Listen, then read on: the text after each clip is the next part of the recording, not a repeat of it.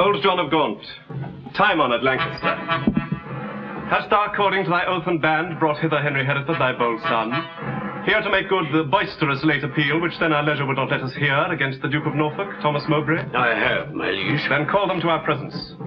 Face to face and frowning brow to brow, ourselves will hear the accuser and the accused freely speak. High stomached are they both, and full of ire. In rage, deaf as the sea, hasty as fire.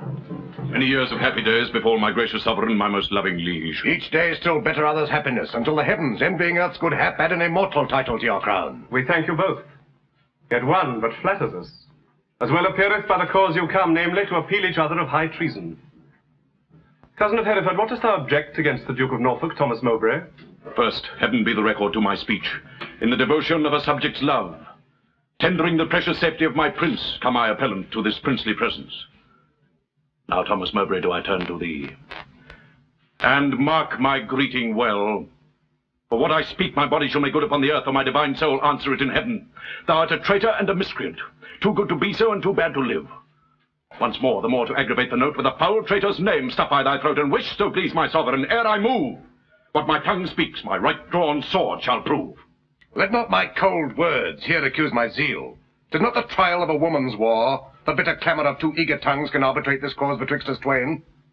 Setting aside his high blood's royalty, and let him be no kinsman to my liege, I do defy him and I spit at him, call him a slanderous coward and a villain. Meantime, let this defend my loyalty, by all my hopes that he must falsely lie. Hail, trembling coward, there I throw my gage, disclaiming here the kindred of the king, and lay aside my high blood's royalty, which fear, not reverence, makes thee to accept. I take it up, and by that sword I swear, which gently laid my knighthood on my shoulder, I'll answer thee in any fair degree, or chivalrous design of knightly trial. What doth our cousin lay to Mowbray's charge? It must be great that can inherit us so much as of a thought of ill in him. Look what I said, my life shall prove it true. That Mowbray hath received 8,000 nobles in name of lendings for your highness soldiers, the which he hath detained for lewd employments like a false traitor and injurious villain. Besides, I say, and will in battle prove, that he did plot the Duke of Gloucester's death, suggest his soon-believing adversaries, and consequently, like a traitor coward, sluiced out his innocent soul through streams of blood, which blood, like sacrificing Abel's, cries to me for justice and rough chastisement. How high a pitch his resolution soars. Thomas of Norfolk, what sayest thou to this? Oh, let my sovereign turn away his face, and bid his ears a little while be deaf, till I have told this slander of his blood, how God and good men hate so foul a liar. Mowbray, impartial are our eyes and ears. Were he my brother, nay, my kingdom's heir, as he is but my father's brother's son, now by my scepter's awe I make a vow. Such neighbor nearness to our sacred blood should nothing privilege him, nor partialize the unstooping firmness of my upright soul. He is our subject, Mowbray, so art thou. Free speech and fearless I to thee allow. Then, Bolingbroke, as low as to thy heart, through the false passage of thy throat thou liest. 3 parts of that receipt I had from Callis disbursed I duly to his highness soldiers. The other part reserved I by consent, for that my sovereign liege was in my debt upon remainder of a dear account since last I went to France to fetch his queen. Now swallow down that lie. For Gloucester's death I slew him not, but to my own disgrace neglected my sworn duty in that case. This is my fault. As for the rest appealed, it issues from the rancour of a villain, a recreant, and most degenerate traitor, which in myself I boldly will defend, and interchangeably hurl down my gage upon this overweening traitor's foot. In haste whereof most heartily I pray your highness to assign our trial day. Wrath, kindled gentlemen, be ruled by me. Let's purge this choler without letting blood. This we prescribe, though no physician. Deep malice makes too deep incision. Forget, forgive, conclude, and be agreed. Our doctors say this is no month to bleed. Good uncle, let this end where it begun. We'll calm the Duke of Norfolk, you your son. To be a make-peace shall become my age. Throw down, my son, the Duke of Norfolk's gage. And Norfolk, throw down his. When, Harry, when obedience bids, I should not bid again. Norfolk, throw down we bid, there is no boot. Myself I throw, dread sovereign, at thy foot. My dear, dear lord, the purest treasure mortal times afford is spotless reputation. That away men are but gilded loam or painted clay. Mine honor is my life, both grown in one. Take honor from me, and my life is done. Cousin, throw up your gage. Do you begin? Oh, God, defend my soul from such deep sin. Shall I seem crestfallen in my father's sight, or with pale beggar fear impeach my height before this outdared dastard? Ere my tongue shall wound my honour with such feeble wrong, or sound so base a foul, my teeth shall tear the slavish motive of pretending fear, and spit it bleeding in his eye disgrace, for shame to harbour, even in Mowbray's face. Not born to sue, but to command. Which, since we cannot do to make you friends, be ready as your life shall answer it at Coventry upon St. Lambert's Day. There shall your swords and lances arbitrate this swelling difference of your settled hate. Since we cannot atone you, we shall see justice designed of victor's chivalry. Lord Marshal, command our officers at arms be ready to direct the common arms.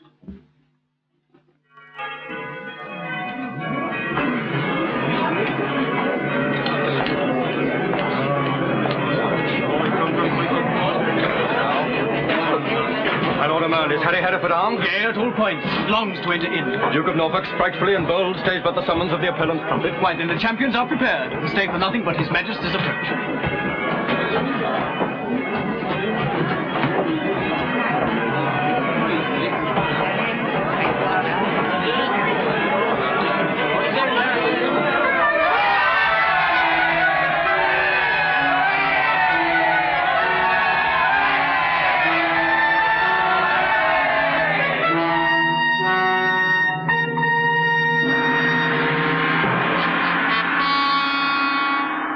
Demand of yonder champion the cause of his arrival here in arms. In God's name and the King's, say who thou art, and why thou comest thus knightly clad in arms. Speak truly on thy knighthood and thy oath. My name is Thomas Mowbray, Duke of Norfolk, who hither come engaged by my oath, both to defend my loyalty and truth, to guard my king and his succeeding issue against the Duke of Hereford that appeals me. And as I truly fight, defend me heaven.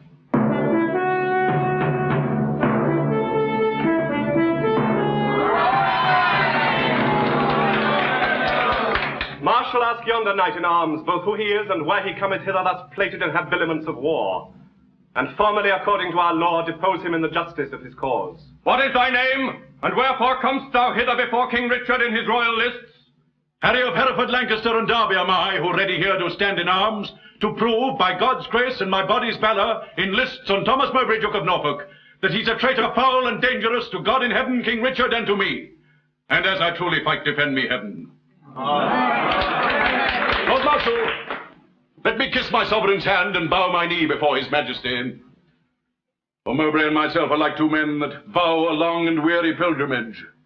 Then let us take a ceremonious leave and loving farewell of our several friends. The appellant in all duty greets your highness and craves to kiss your hand and take his leave. We will descend and fold him in our arms.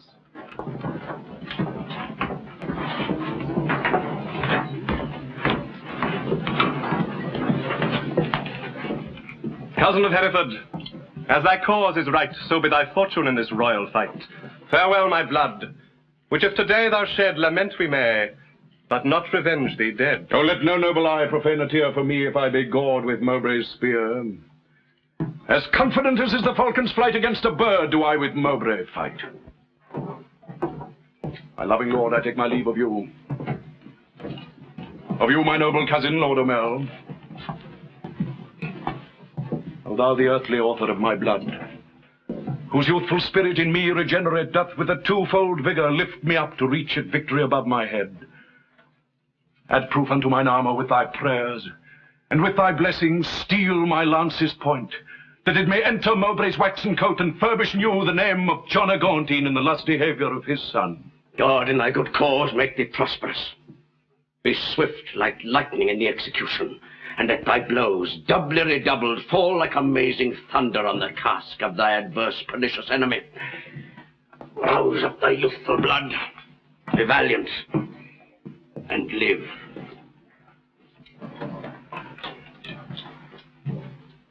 Most mighty liege, and my companion peers, take from my mouth the wish of happy years. As gentle and as jocund as the jest go I to fight. Truth hath a quiet breast. Farewell, my lord. Securely I espy virtue with valour couched in thine eye. Order the trial, marshal, and begin. Sound trumpets, and set forward combatants!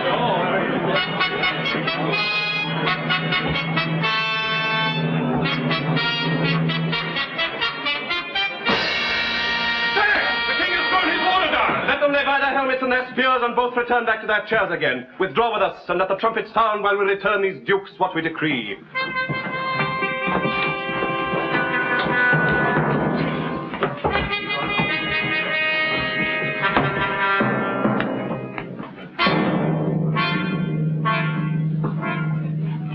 Draw near, and list what with our counsel we have done. For that our kingdom's earth should not be soiled with that dear blood which it hath fostered, and for our eyes do hate the dire aspect of civil wounds ploughed up with neighbours' swords, which so roused up with boisterous, untuned drums, might from our quiet confines fright fair peace, and make us wade even in our kindred's blood. Therefore we banish you our territories. You, cousin Hereford, upon pain of life, till twice 5 summers have enriched our fields, shall not regreet our fair dominions, but tread the stranger paths of banishment. Your will be done. This must my comfort be. That sun that warms you here shall shine on me, and those his golden beams to you here lent shall point on me and gild my banishment.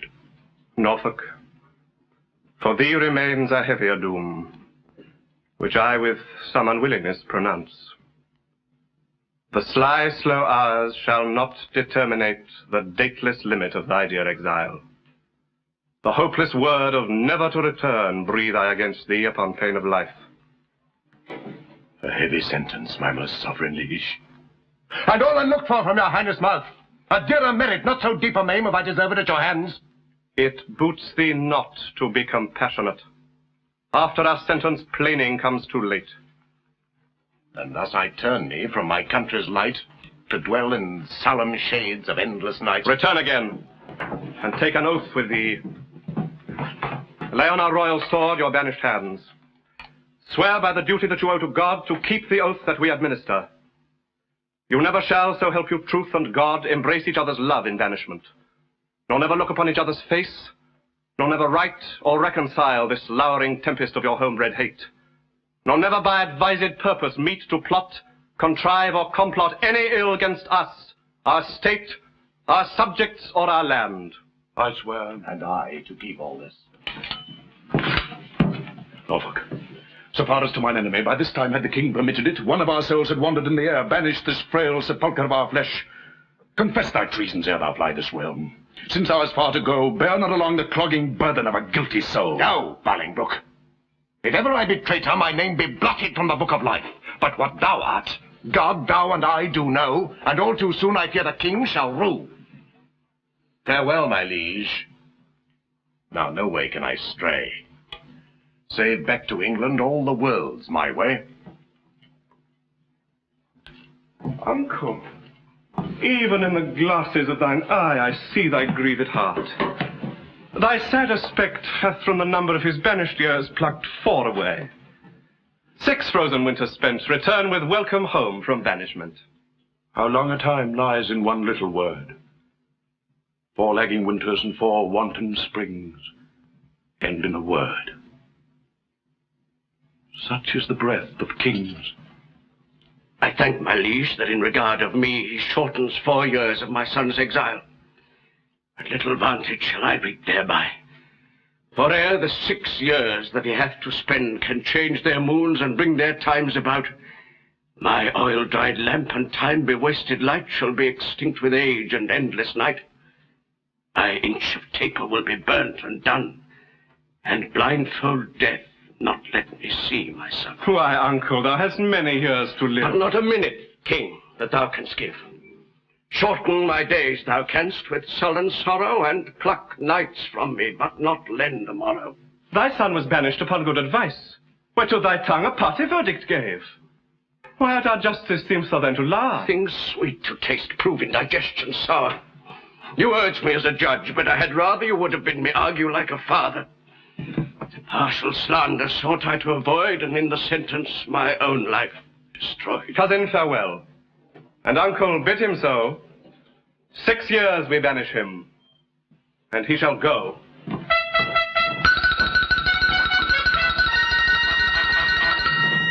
Cousin, farewell. What presence must not know from where you do remain, let paper show. My lord, no leave take I. For I will ride as far as land will let me by your side. Oh, to what purpose dost thou hoard thy words, that thou returnst no greeting to thy friends? I have too few to take my leave of you. And the tongue's office should be prodigal to breathe the abundant dolour of the heart. Thy grief is but thy absence for a time. Joy absent, grief is present for that time. What is 6 winters? They are quickly gone. To men in joy, but grief makes 1 hour 10. All places that the eye of heaven visits are to a wise man ports and happy havens.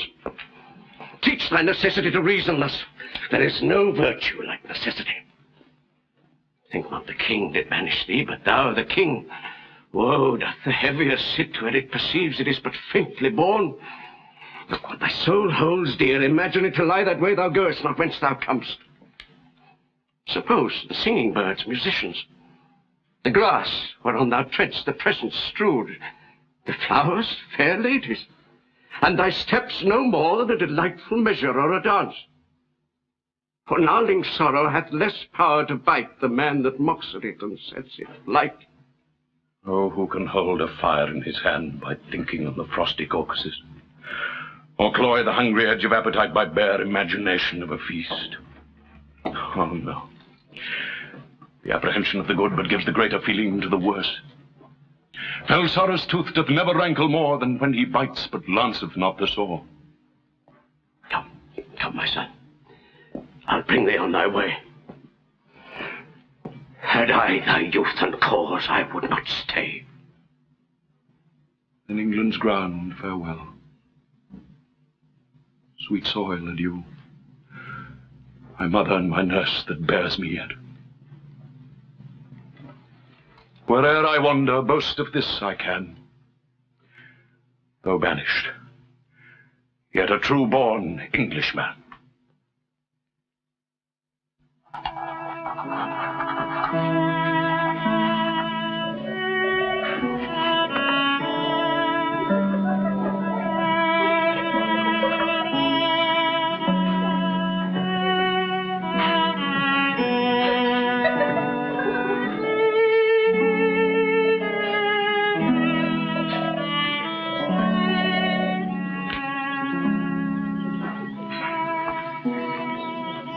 We did observe.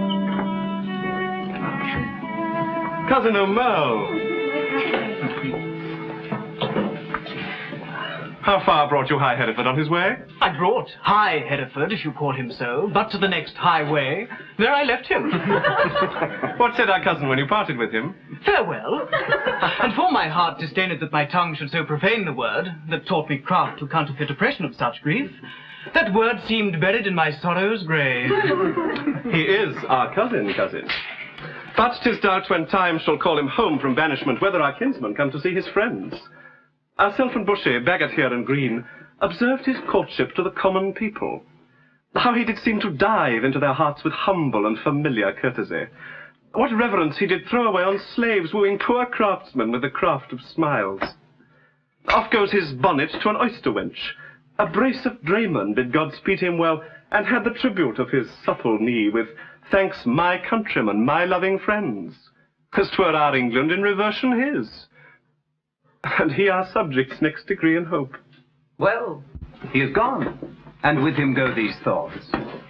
Now for the rebels that stand out in Ireland, expedient manage must be made, my liege. Ere further leisure yield them further means for their advantage and your highness' loss. We will ourself in person to this war, and for our coffers with too great a court and liberal largesse are grown somewhat light, we are enforced to farm our royal realm, the revenue whereof shall furnish us for these affairs at hand. Bushy, what news? Old John of Gaunt is grievous sick, my lord, suddenly taken, and have sent post-haste to entreat your majesty to visit him. Where lies he? At Ely House. Now put it God in the physician's mind to help him to his grave immediately. The lining of his coffers shall make coats to deck our soldiers for these Irish wars. Come, gentlemen, let's all go visit him. Pray God we may make haste and come too late.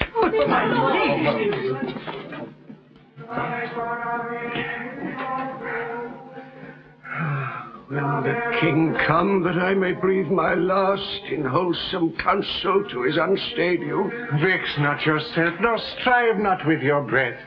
For all in vain comes counsel to his ear. Oh, but they say the tongues of dying men enforce attention like deep harmony.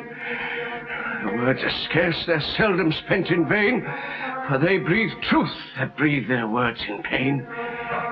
He that no more must say is listen more than they whom youth and ease have taught to gloze. More are men's ends marked than their lives before. The setting sun and music the close, as the last taste of sweets is sweetest last, writ in remembrance more than things long past. Though Richard my life's counsel would not hear, my death's sad tale may yet undeaf his ear. No, it is stopped with other flattering sounds.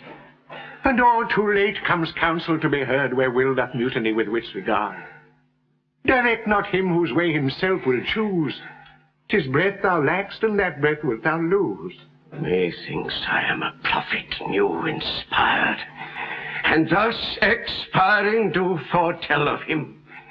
His rash, fierce blaze of riot cannot last, for violent fires soon burn out themselves.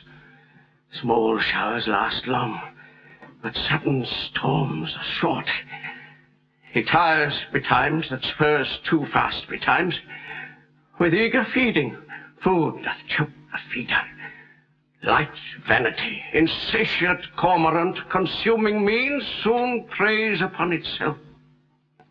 This royal throne of kings, this sceptred isle, this earth of majesty, this seat of Mars, this other Eden, Emi-paradise, this fortress built by nature for herself against infection and the hand of war, this happy breed of men, this little world, this precious stone set in the silver sea, which serves it in the office of a wall, or as a moat defensive to a house against the envy of less happier lands, this blessed plot, this earth, this realm, this England, this nurse, this teeming womb of royal kings, feared by their breed and famous by their birth, renowned for their deeds as far from home for Christian service and true chivalry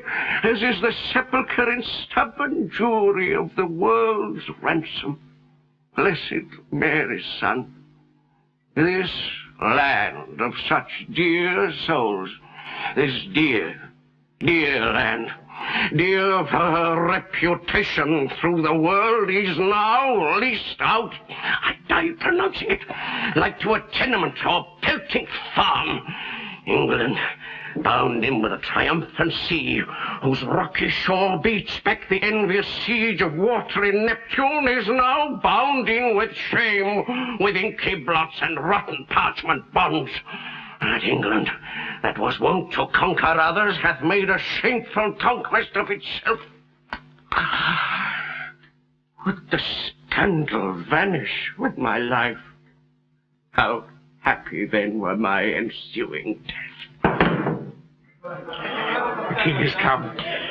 Deal mildly with his youth, for young hot coals being raged do rage the more. How fares my noble Uncle Lancaster? What comfort, man? How is't with aged Gaunt? Oh, how that name befits my composition. Old Gaunt indeed, and gaunt in being old. Within me grief hath kept a tedious fast, and who abstains from meat that is not gaunt? For sleeping England long time have I watched. Watching breeds leanness. Leanness is all gaunt.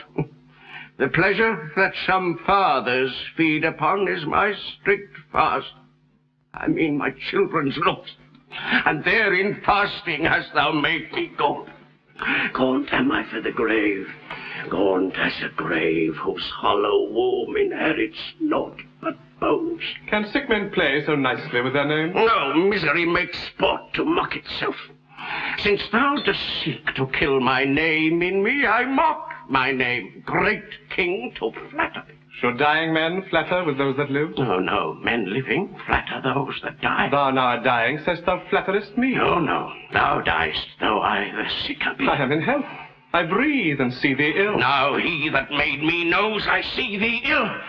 Ill in myself to see, and in thee seeing ill. Thy deathbed is no lesser than thy land, wherein thou liest in reputation sick. And thou, too careless patient as thou art, commits thy anointed body to the cure of those physicians that first wounded thee. 1,000 flatterers sit within thy crown, whose compass is no bigger than thy head, and yet encaged in so small a verge, the waste is no whit lesser than thy land. Oh, had thy grandsire with a prophet's eye seen how his son's son should destroy his sons, from forth thy reach he would have laid thy shame, deposing thee before thou wert possessed, which art possessed now to depose thyself. Aye, cousin, wert thou regent of the world, it were a shame to let this land by least. Landlord of England, art thou now not king? Thy state of law is bond slave to the law, and thou, a lunatic, lean-witted fool, presuming on an ague's privilege, darest for thy frozen admonition make pale our cheek, chasing the royal blood with fury from his native residence. Now, by my seat's right royal majesty, where art thou not brother to great Edward's son, that tongue that runs so roundly in thy head, should run thy head from thy unreverend shoulder? No, spare me not, my brother Edward's son, for that I was his father Edward's son. That blood already, like the pelican, hast thou tapped out and drunkenly caroused. My brother Gloucester, plain, well-meaning soul, may be a precedent and witness good that thou respects not spilling Edward's blood. Live in thy shame, but die not shame with thee. These words hereafter thy tormentors be. Convey me to my bed, thence to my grave.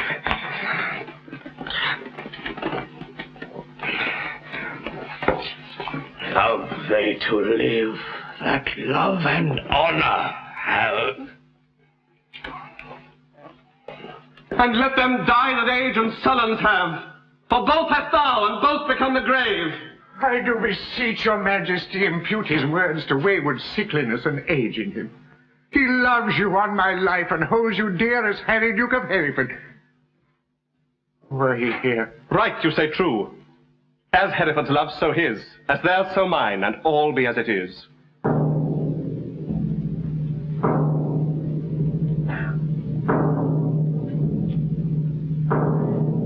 My liege, old Gaunt commends him to your majesty. What says he? Nay, nothing. All is said. His tongue is now a stringless instrument. Words, life, and all old Lancaster hath spent. May York the next that must be bankrupt so. The ripest fruit first falls, and so doth he. His time is spent, our pilgrimage must be. So much for that. And now for our Irish wars. We must supplant those rough, rag-headed kerns, and for these great affairs do ask some charge towards our assistance. We do seize to us the plate, coin, revenue, and movables, whereof our uncle Gaunt did stand possessed. How long shall I be patient? Oh, how long shall tender duty make me suffer wrong? Not Gloucester's death, nor Hereford's banishment, not Gaunt's rebukes, nor England's private wrongs have ever made me sour my patient cheek, or bend one wrinkle on my sovereign's face. I am the last of noble Edward's sons, of whom thy father, Prince of Wales, was first. His face thou hast, for even so looked he. But when he frowned, it was against the French and not against his friends. His noble hand did win what he did spend, and spent not that which his triumphant father's hand had won. Oh, Richard, York is too far gone with grief, and he never would make compare me to. Why, uncle, what's the matter? Seek you to seize and gripe into your hands the royalties and rights of banished Hereford. Take Hereford's rights away, and take from time his charters and his customary rights, Let not tomorrow then ensue today, be not thyself. For how art thou a king but by fair sequence and succession? Now, afore God, God forbid I say true, if you do wrongfully seize Hereford's rights, you pluck 1,000 dangers on your head, you lose 1,000 well-deserved hearts, and prick my tender patience to those thoughts which honor and allegiance cannot think. Think what you will. We seize into our hands his plate, his goods, his money, and his lands. I'll not be by the while. My liege, farewell. What will ensue hereon, there's none can tell. Tomorrow next we will for Ireland, and 'tis time, my trow. And we create in absence of ourself our Uncle York, Lord Governor of England. For he is just, and always loved us well. Come on, our queen. Tomorrow must we part. Be merry, for our time of stay is short.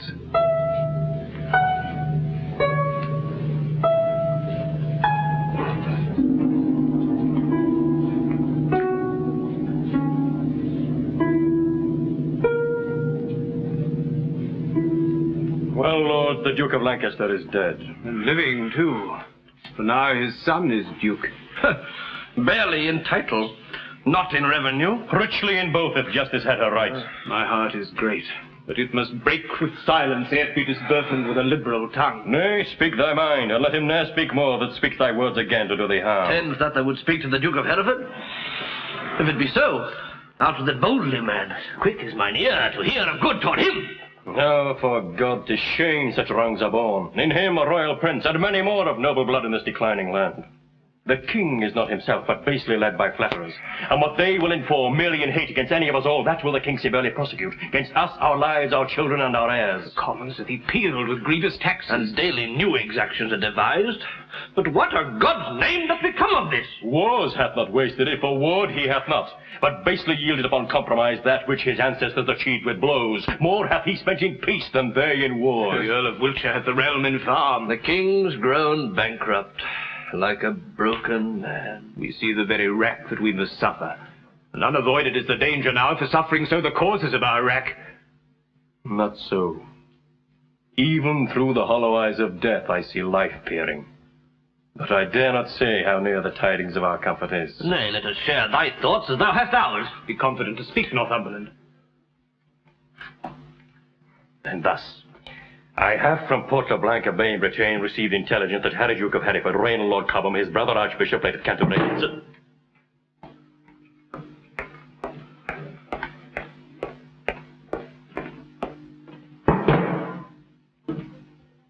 Sir Thomas Erpingham, Sir John Ramsden, Sir John Norbury, Sir Robert Waterden, and Francis Quoint, all these well furnished by the Duke of Bretagne with 8 tall ships, 3,000 men of war, are making hither with all due expedience, and shortly mean to reach my northern shore.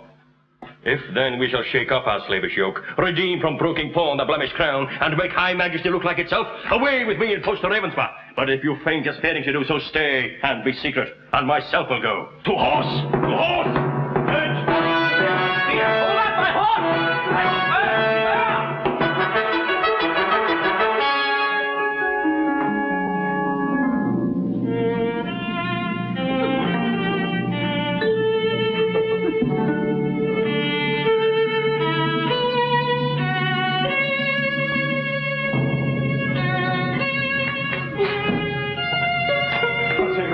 Well, my gentlemen, I hope the king is not yet shipped for Ireland. Why hope thou so? 'Tis better hope he is.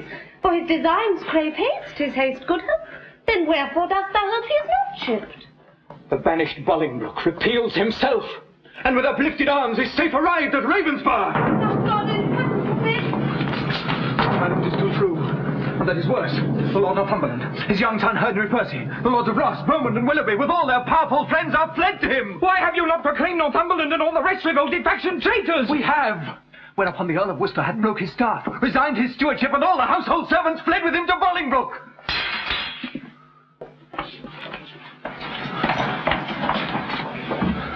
Here comes the Duke of York. With signs of war about his aged neck.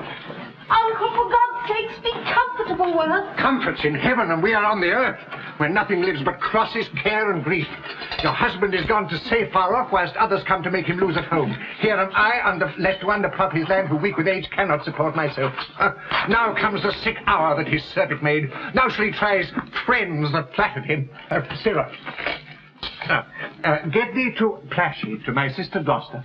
Bid her send me presently £1,000. Oh, take my ring. My lord, I had forgot to tell your lordship. Huh? Today I came by and called there. But I shall grieve you to report the rest. What is knave? An hour before I came, the Duchess died. Oh. God, for his mercy, what a tide of woes comes rushing on our woeful land at once. Come, sister. Cousin, I would say, pray pardon me. Go, fellow, get thee home, provide some carts, and bring away the armour that is there. Gentlemen, will you go muster men? If I know how or which way to order these affairs, must disorderly my hands never believe me. Both are my kinsmen. The one is my sovereign, whom both my oath and duty bids defend. The other again is my kinsman, whom conscience and my kindred bids to right. Well, somewhat we must do. Come, cousin, I'll dispose of you. Gentlemen, go muster up your men and meet me presently at Berkeley. I should to Plashy too, but time will not permit. All is uneven, and everything is left at 6 and 7. Well, I will for refuge straight to Bristol Castle. The Earl of Wiltshire is already there. Whither will I go with you? For little office will the hateful commons perform for us, except like curs to tear us all to pieces. Will you go along with us? No. I will to Ireland to his majesty. Farewell. If heart's presages be not vain, we three here part, that ne'er shall meet again. That's as York thrives to beat back Bolingbroke. Alas, poor Duke, the task he undertakes is numbering sands and drinking oceans dry. Where one on his side fights, thousands will fly. Farewell at once. For once. For all and ever. Well, we may meet again. I fear me never.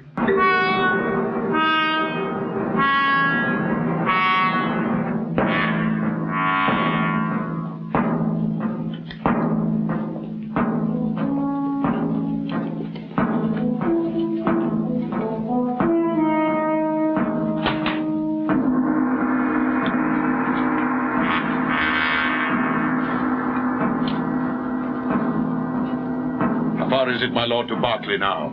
Believe me, noble lord, I am a stranger here in Gloucestershire. These high, wild hills and rough, uneven ways draws out our miles and makes them wearisome. But who comes here? 'Tis my son, young Harry Percy, sent from my brother whatsoever. Harry, how fares your uncle? I had thought, my lord, to have learned his health of you. Why, is he not with the Queen? No, my good lord, he hath forsook the court, broken his staff of office, and dispersed the household of the king. What was his reason? He was not so resolved unless we spake together. Because your lordship was proclaimed traitor. But he, my lord, has gone to Ravenspur to offer service for the Duke of Hereford. Have you forgot the Duke of Hereford, boy? No, my good lord, for that is not forgot which ne'er I did remember. To my knowledge, I never in my life did look on him. Then learn to know him now. This is the Duke. My gracious lord, I tender you my service, such as it is, being tender, raw, and young. I thank thee, gentle Percy. And be sure I count myself in nothing else so happy as in a soul remembering my good friends. Evermore thanks the exchequer of the poor, which, till my infant fortune comes to years, stands for my bounty. How far is it to Berkeley? What stir keeps good old York there with his men of war? There stands the castle by yon tuft of trees, manned with 300 men, as I have heard, and in it are the lords of York, Berkeley, and Seymour, none else of name and noble essence. But who comes here? My lord of Berkeley, as I guess. My lord of Hereford, my message is to you. My lord, my answer is to Lancaster, and I'm come to seek that name in England, and I must find that title in your tongue before I make reply to aught you say. Mistake me not, my lord. 'Tis not my meaning to raise one title of your honour out.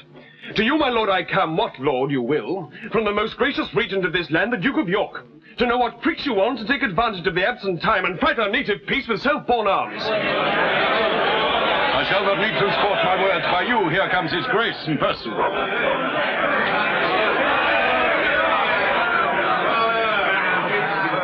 My noble uncle. Show me thy humble heart and not thy knee, whose duty is deceivable and false. My gracious uncle. Tut, tut, grace me no grace, nor uncle me no uncle. I am no traitor's uncle. And that word grace in an ungracious mouth is but profane. My gracious uncle, let me know my fault. Thou art a banished man, and here art come before the expiration of thy time in braving arms against thy sovereign. As I was banished Hereford, but as I come for Lancaster! And, noble uncle, I beseech your grace, look at my wrongs with an indifferent eye.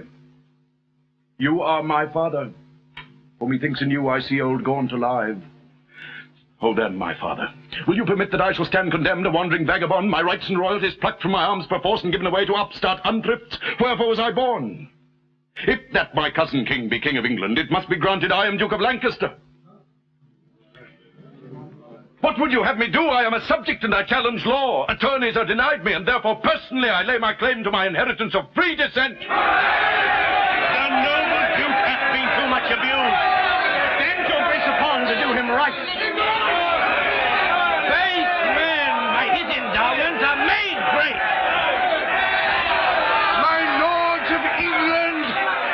Let me tell you this. I have had feeling of my cousin's wrongs and labored all I could to do him right. But in this kind to come, in braving arms, to find out right with wrong, it may not be. And you that do abet him in this kind, cherish rebellion. And are rebels all. The noble Duke hath sworn that his coming is but for his own. And for the right of that, we all have strongly sworn to give him aid.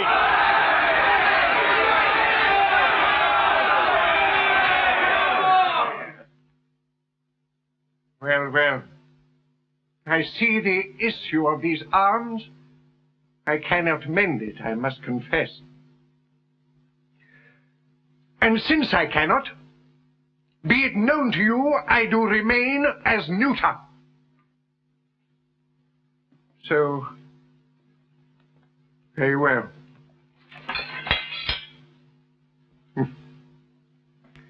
Unless it please you, enter in the castle, and there repose you for the night. An offer, uncle, that we will accept. But we must win your grace to go with us to Bristow Castle, which they say is held by Bushy Bagot and accomplices. The caterpillars of the Commonwealth, which I have sworn to weed and pluck away. It may be I will go with you. But yet I'll pause. For I am loath to break our country's laws. Nor friends nor foes to me welcome you are. Things past redress are now with me, past care.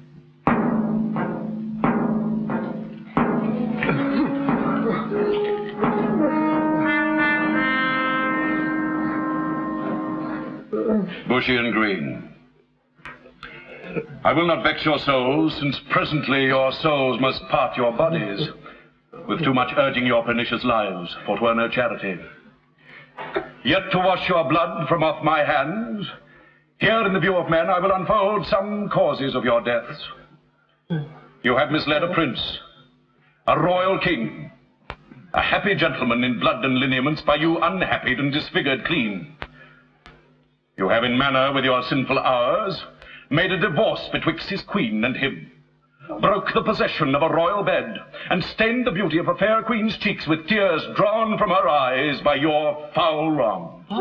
Myself, a prince, by fortune of my birth, near to the king in blood and near in love, till you did make him misinterpret me, have stooped my neck under your injuries and sighed my English breath in foreign clouds, eating the bitter bread of banishment, while you have fed upon my signories, disparked my parks, and felled my forest woods, from my own windows torn my household coat, raised out my impress, leaving me no sign save men's opinions and my living blood, to show the world I am a gentleman.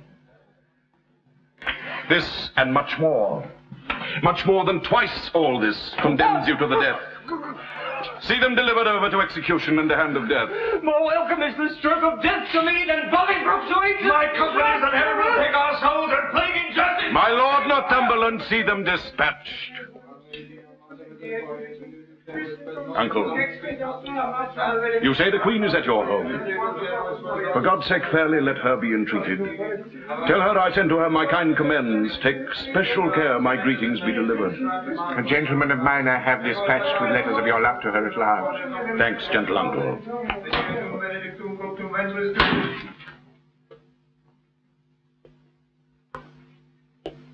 Come, lords, away. A while to work, and after holiday.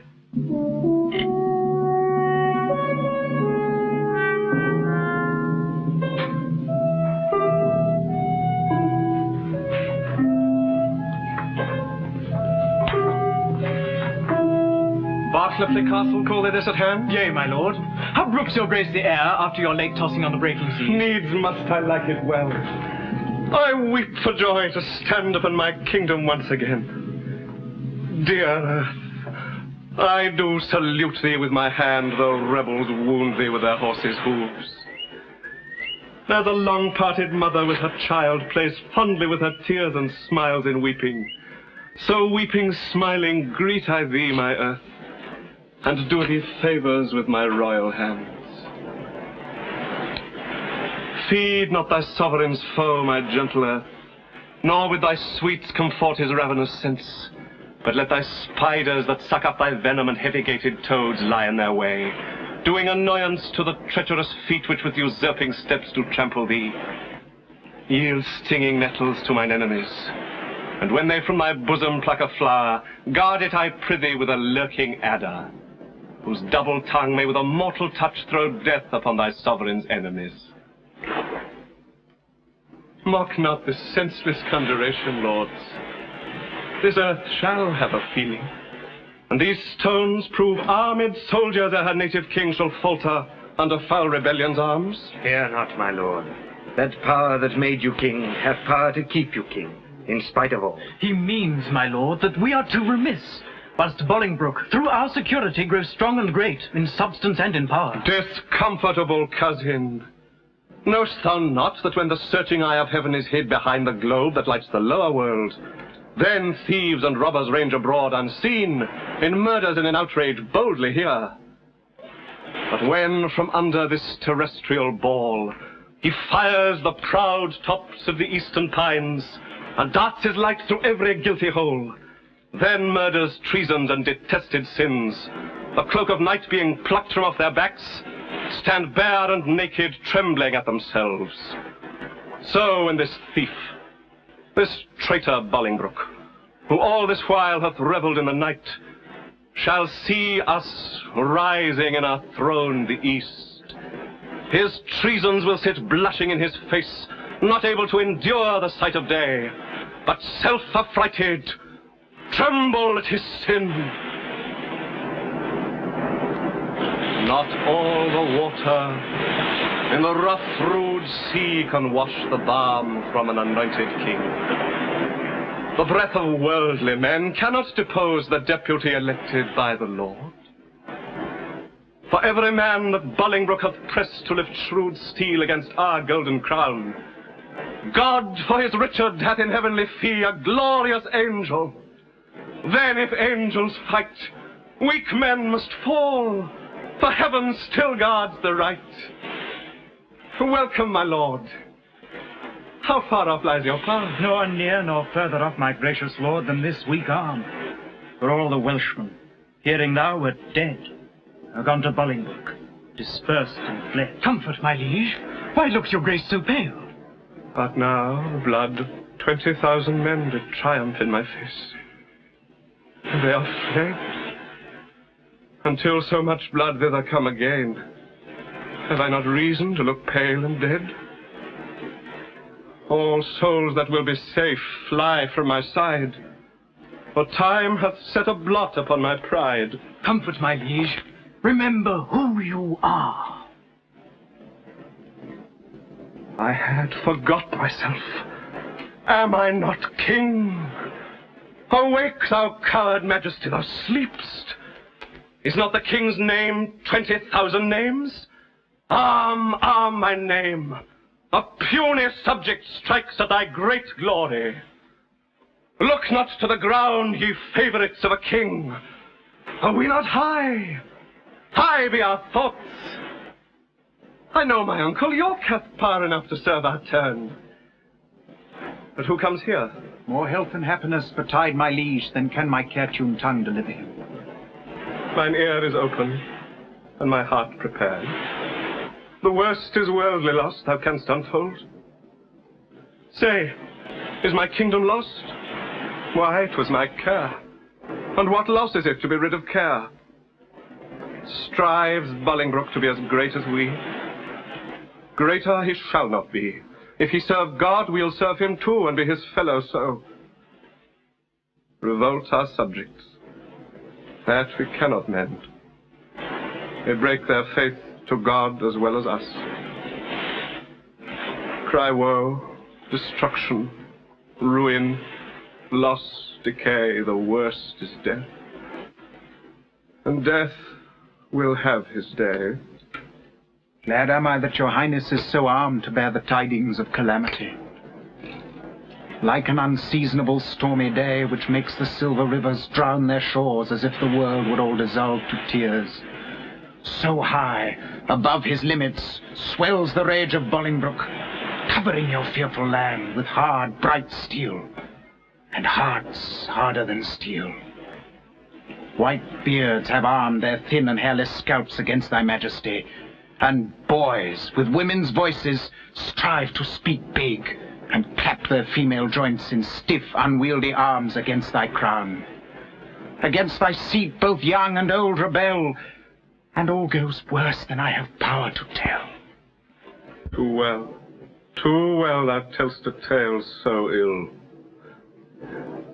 Where is the Earl of Wiltshire? Where is Bushy? What is become of Bagot? Where is Green, that they have let the dangerous enemy measure our confines with such peaceful steps? If we prevail, their heads shall pay for it. I warrant they've made peace with Bolingbroke. Peace have they made with him indeed, my lord. Oh, villains! Vipers! Damned without redemption! Dogs easily want to fawn on any man! Snakes in my heart blood warm that sting my heart! 3 Judases, each one thrice worse than Judas. Would they make peace? Terrible hell make war upon their spotted souls for this offense! Again, uncurse their souls. Their peace is made with heads, and not with hands. Is Bushy, Green, and the Earl of Wiltshire dead? Yea, all of them at Bristow lost their heads. But where is the Duke, my father, with his power? No matter where. Of comfort no man speak. Let's talk of graves, of worms, of epitaphs. Make dust our paper, and with rainy eyes write sorrow on the bosom of the earth. Let's choose executors of talk of wills. And yet not so, for what can we bequeath, save our deposed bodies to the ground? Our land, our lives, and all are Bolingbroke's. And nothing can we call our own but death. And that small model of the barren earth which serves as paste and cover to our bones. For God's sake, let us sit upon the ground and tell sad stories of the deaths of kings. How some have been deposed, some slain in war, some haunted by the ghosts they have deposed, some poisoned by their wives, some sleeping killed, all murdered. For within the hollow crown that rounds the mortal temples of a king keeps death his court. And there the antic sits, scoffing his state and grinning at his pomp, allowing him a breath, a little seen to monarchize, be feared, and kill with looks, infusing him with self and vain conceit, as if this flesh which walls about our life were brass impregnable, and humoured thus, comes at the last, and with a little pin bores through his castle wall, and farewell, King. Cover your heads, and mock not flesh and blood with solemn reverence. Throw away respect, tradition, form, and ceremonious duty. For you have but mistook me all this while. I live with bread like you, feel want, taste grief, need friends. Subjected thus, how can you say to me I am a king? My lord, wise men may sit and wail their woes, but presently prevent the ways to wail. To fear the foe, since fear oppresseth strength, gives in your weakness strength unto your foe. Fear and be slain, no worse can come to fight. My father hath a power. Inquire of him, and learn to make a body of a limb. Thou chid'st me well. Proud Bolingbroke, I come to change blows with thee for our day of doom. This ague fit of fear is overblown. An easy task it is to win our own. Say, Scroop, where lies our uncle with his pup? Speak sweetly, man, although thy looks be sour. Your uncle York is joined with Bolingbroke, and all your northern castles yielded up, and all your southern gentlemen in arms upon his faction. Thou hast said enough. Beshrew thee, cousin, which did lead me forth of that sweet way I was in to despair. What say you now? What comfort have we now? By heaven, I'll hate him everlastingly that bids me be of comfort any more. Go to Flint Castle. There I'll pine away. A king woe's slave shall kingly woe obey. That power I have, discharge, and let him go to ere the land that hath some hope to grow. For I have none. My lord. Let no man speak again to alter this, for counsel is but vain. My liege, one word. He does me double wrong that wounds me with the flatteries of his tongue. Discharge my followers. Let them hence away. From Richard's night to Bolingbroke's fair day.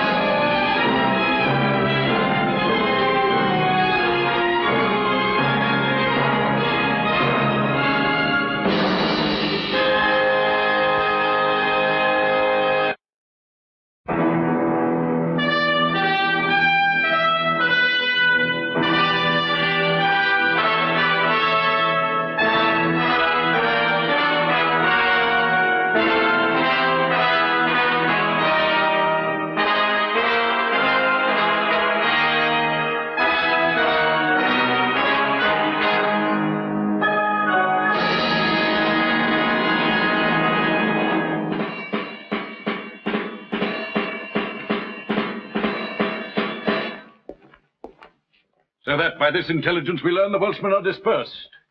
Salisbury has gone to meet the king, who lately landed with some few private friends upon this coast. The news is very fair and good, my lord. Richard, not far from hence, hath hid his head. It would beseem the Lord Northumberland to say King Richard. Alack, the heavy day when such a sacred king should hide his head. Your grace mistakes, only to be brief, left I his title out. The time hath been, would you have been so brief with him, he would have been so brief with you. To shorten you for taking so the head your whole head's length. Mistake not, uncle, farther than you should. Take not, good cousin, further than you should, lest you mistake the heavens are o'er your head. I know it, uncle, and oppose not myself against their will. But who comes here? Welcome, Harry. What will not this castle yield? The castle royally is manned, my lord, against thy entrance. Royally? Why, it contains no king. Yes, my good lord, it doth contain a king. King Richard lies within the limits of yon lime and stone, and with him the Lord of Merle, Lord Salisbury, Sir Stephen Scrope, besides a clergyman of holy reverence, who I cannot learn. Oh, belike it is the Bishop of Carlisle. Noble lords, go to the rude ribs of that ancient castle. Through brazen trumpets send the breath of power into his ruined ears, and thus deliver. Henry Bolingbroke upon his knees doth kiss King Richard's hand, and sends allegiance and true faith of heart to his royal person, hither come, even at his feet, to lay my arms and power, provided that my banishment repealed and lands restored again be freely granted. If not, I'll use the advantage of my power, and lay the summer's dust with showers of blood rain from the wounds of slaughtered Englishmen, the which, how far off from the mind of Bolingbroke it is, such crimson tempest should bedrench the fresh green lap of fair King Richard's land, my stooping duty tenderly shall show. Go signify as much, whilst here we march upon the grassy carpet of this plain. Let's march without the noise of threatening drum, that from this castle's tottered battlements our fair appointments may be well perused. Methinks King Richard and myself should meet with no less terror than the elements of fire and water, when their thundering smoke at meeting tears the cloudy cheeks of heaven. Be he the fire, I'll be the yielding water. The rage be his, whilst on the earth I'll rain my waters. On the earth, and not on him. March on!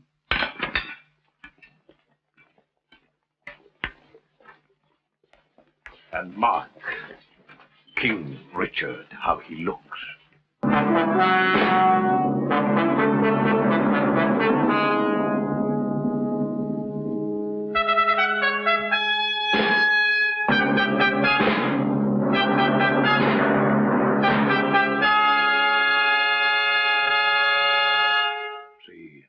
See, King Richard doth himself appear as doth a blushing, discontented sun from out the fiery portal of the east.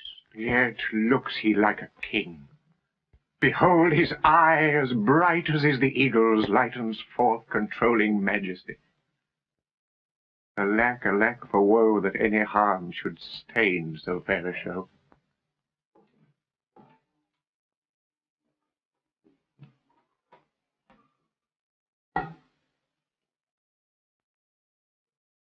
We are amazed. And thus long have we stood to watch the fearful bending of thy knee, because we thought ourselves thy lawful king. And if we be, how dare thy joints forget to pay their awful duty to our presence? If we be not, show us the hand of God that hath dismissed us from our stewardship. For well we know, no hand of blood and bone can gripe the sacred handle of our sceptre, unless he do profane, steal, and usurp. And though you think that all, as you have done, have torn their souls by turning them from us, and we are barren and bereft of friends, yet know my master, God omnipotent, is mustering in his clouds on our behalf armies of pestilence, and they shall strike your children yet unborn and unbegot, that lift your vassal hands against my head, and threat the glory of my precious crown. Tell Bolingbroke, for yond methinks he stands, that every stride he makes upon my land is dangerous treason. He has come to ope the purple testament of bleeding war. But ere the crown he looks for live in peace, 10,000 bloody crowns of mother's son shall ill become the flower of England's face, change the complexion of her maid pale peace to scarlet indignation, and bedew her pastures grass with faithful English blood. The King of Heaven forbid our Lord the King should so with civil and uncivil arms be rushed upon. Thy thrice noble cousin Harry Bolingbroke doth humbly kiss thy hand, and by the honourable tomb he swears that stands upon your royal grandsire's bones, his coming hither hath no further scope than for his lineal royalties, and to beg enfranchisement immediate on his knees, which on thy royal party granted once, his glittering arms he will commend to rust, his barbed steeds to stables, and his heart to faithful service of your majesty. This swears he as he his friends is just, and as I am a gentleman I credit him. Northumberland, say thus the king returns. His noble cousin is right welcome hither, and all the number of his fair demands shall be accomplished, without contradiction. With all the gracious utterance thou hast, speak to his gentle hearing kind commends. We do debase ourselves, cousin, do we not, to look so poorly and to speak so fair? Shall we call back Northumberland and send defiance to the traitor, and so die? No, good my lord. Let's fight with gentle words, till time lend friends, and friends their helpful sword. Oh God, that ere this tongue of mine that laid a sentence of dread banishment on yon proud man should take it off again with words of sooth. Oh, that I were as great as is my grief, or lesser than my name. Oh, that I could forget what I have been, or not remember what I must be now. Swell'st thou, proud heart, I'll give thee scope to beat, since foes have scope to beat both thee and me. Northumberland comes back from Bolingbroke. What must the king do now? Must he submit? The king shall do it. Must he be deposed? The king shall be contented. Must he lose the name of king? Oh, God's name, let it go.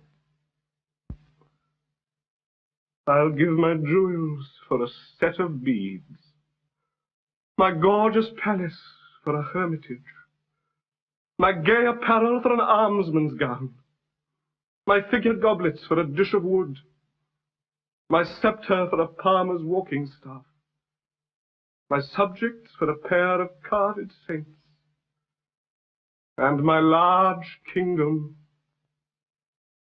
for a little grave, a little grave, an obscure grave. Or I'll be buried in the king's highway, some way of common trade, where subjects' feet may hourly trample on their sovereign's head. For on my heart they tread now whilst I live, and buried once, why not upon my head? O man, thou weeps, my tender-hearted cousin. We'll make foul weather with despised tears. Our sighs and they shall lodge the summer corn, and make a dearth in this revolting land. Or shall we play the wantons with our woes, and make some pretty match with shedding tears, as thus, to drop them still upon one place, till they have fretted us a pair of graves within the earth, and therein laid, there lies two kinsmen dig their graves with weeping eyes. Would not this ill do well? Well, well, I see I talk but idly, and you mock at me. Most mighty prince, my lord Northumberland, what says King Bolingbroke? Will his majesty give Richard leave to live, till Richard die? You make a leg, and Bolingbroke said I. My lord, in the base court he doth attend to speak with you. May it please you to come down. Down! Down I come like glistering phaeton, wanting the manage of unruly jades. In the base court where kings grow base to come at traitors' calls and do them grace. In the base court, come down! Down, court, down, king! The night owl shriek where mounting larks should What says His Majesty? Sorrow and grief of heart make him speak fondly like a frantic man. Yet he is come. Stand all apart! And show fair duty to His Majesty.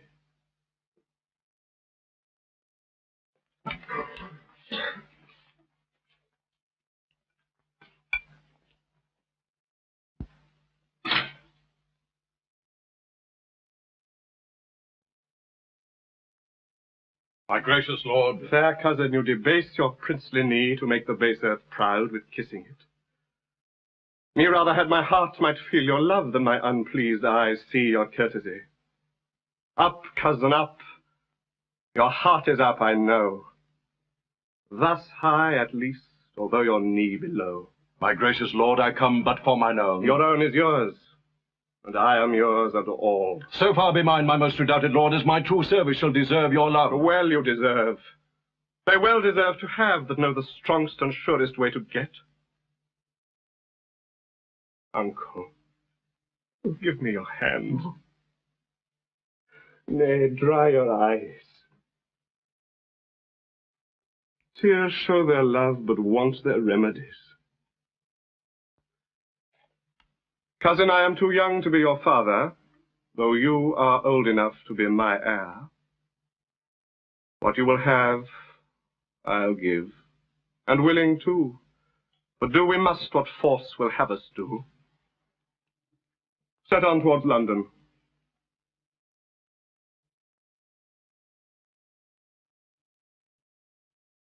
Cousin, is it so? Yea, my good lord. Then I must not say no.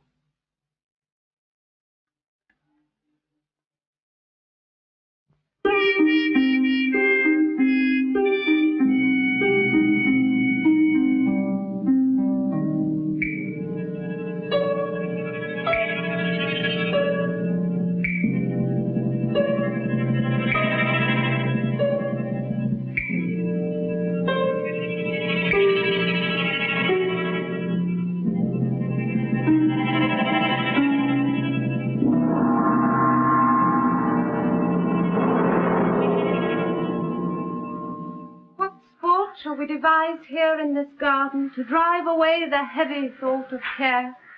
Madam, we'll play at bowls. 'Twill make me think the world is full of rups, and that my fortune runs against the bias. Madam, we'll dance. My legs can keep no measure in delight when my poor heart no measure keeps in grief. Therefore no dancing, girl, some other sport. Madam, we'll tell tales. Of sorrow or of joy? Either, madam. Of neither, girl. For if of joy being altogether wanting, it doth remember me the more of grief. Or if of grief being altogether had, it adds more sorrow to my want of joy. For what I have I need not to repeat, and what I want, it boots not to complain. Madam, I'll sing. 'Tis well that thou hast cause, that thou shouldst please me better wouldst thou weep. I could weep, madam. Would it do you good? And I could sing, would weeping do me good, and never borrow any tear of thee. But stay, here come the gardeners. Let's step into the shadows of these trees. My wretchedness unto a row of pins they'll talk of state, for everyone doth so against a change. Woe is forerun with woe.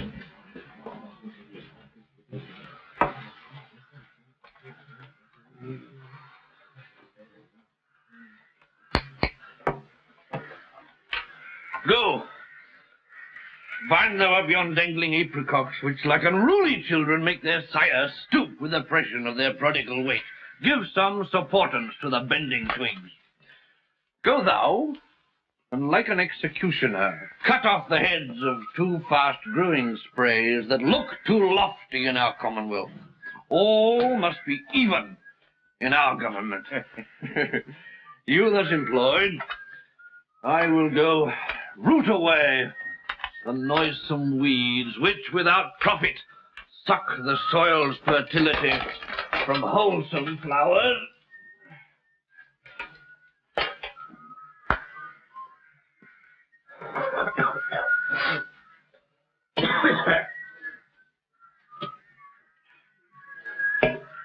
But why should we, in the compass of a pale, keep law and form and due proportion, showing as in a model our firm estate, when our sea-walled garden, the whole land, is full of weeds, her fairest flowers choked up, her fruit trees all unpruned, her edges ruined, her nuts disordered, and her wholesome herbs swarming with caterpillars. Hold thy peace.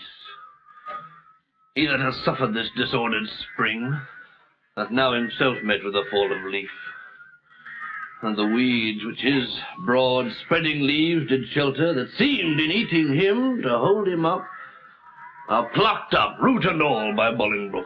I mean the Earl of Wiltshire, bushy, green. What? Are they dead? They are. And Bolingbroke hath seized the wasteful king. What? Think you the king shall be deposed? Depressed he is already, and deposed 'tis doubt he will be. Letters came last night to a dear friend of the Duke of York's that tell black tidings. Oh, I am pressed to death through want of speaking. Thou, old Adam's likeness, set to dress this garden, how dare thy harsh rude tongue sound these unpleasing news? What Eve, what serpent hath suggested thee to make a second fall of cursed man? Why dost thou say King Richard is deposed? Darest thou, thou little better thing than earth, divine his downfall? How camest thou by these ill tidings? Say how, where, and when. Speak, thou wretch! Pardon me, madam, little joy have I to breathe this news, yet what I say is true. King Richard, he is in the mighty hold of Bolingbroke. Their fortunes, both, are weighed. In your lord's scale is nothing but himself and some few vanities that make him light. But in the balance of great Bolingbroke, besides himself, are all the English peers, and with that odds he weighs King Richard down. Post you to London, you'll find it so. I speak no more than every one doth know.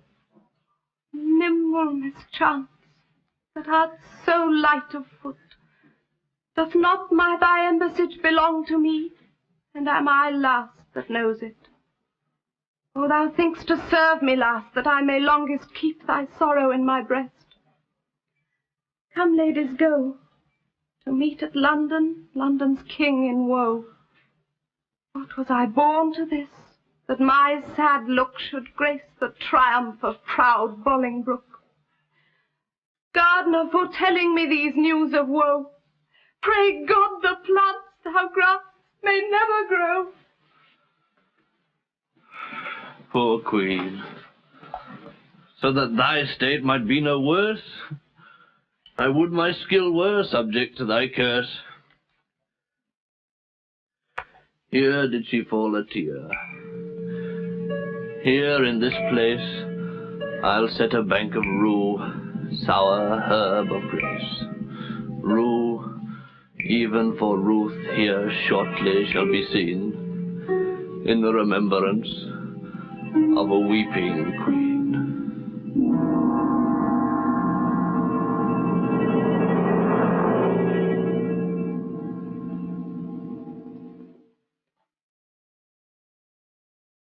Great Duke of Lancaster, I come to thee from plume-plucked Richard, who with willing soul adopts thee heir, and his high sceptre yields to the possession of thy royal hand.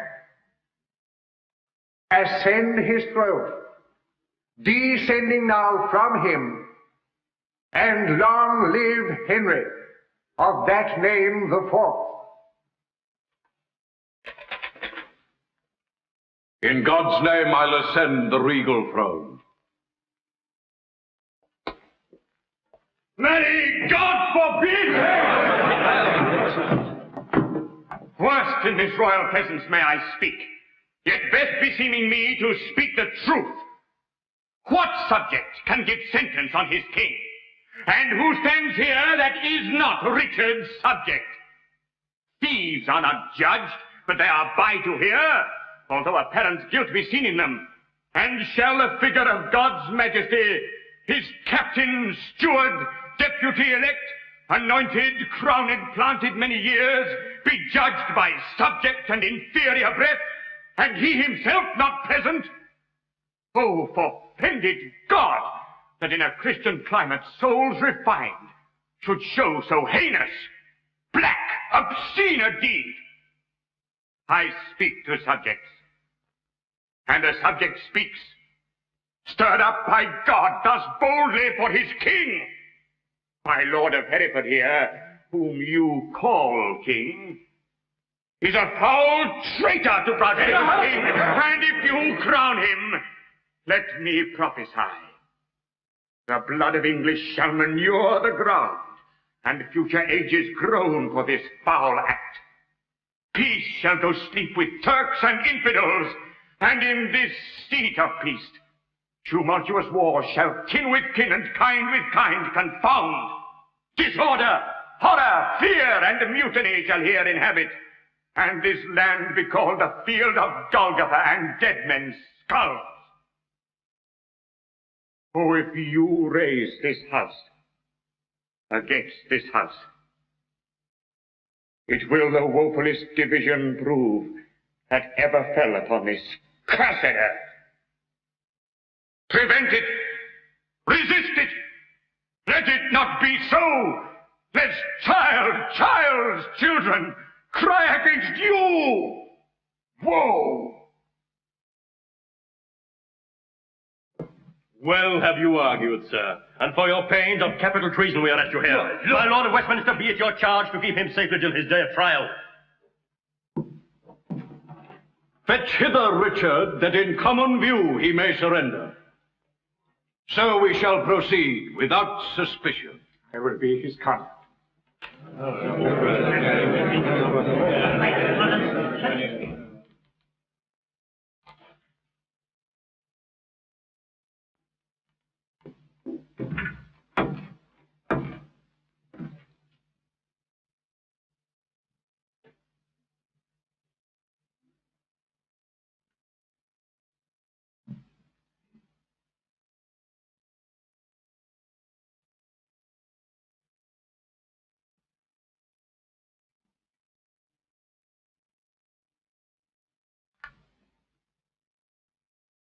Alack, why am I sent for to a king before I have shook off the regal thoughts wherewith I reigned?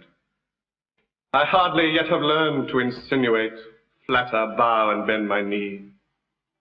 Give sorrow leave a while to tutor me to this submission. Yet I well remember the favors of these men. Were they not mine? Did they not sometime cry, all hail to me?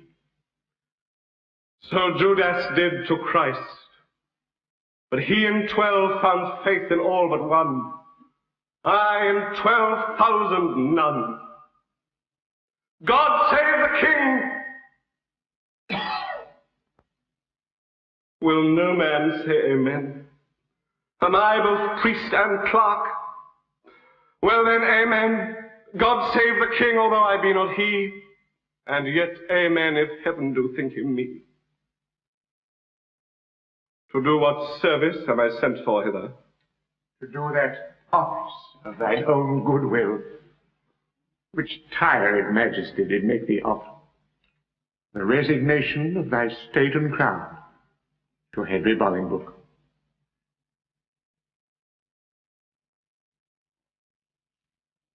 Give me the crown.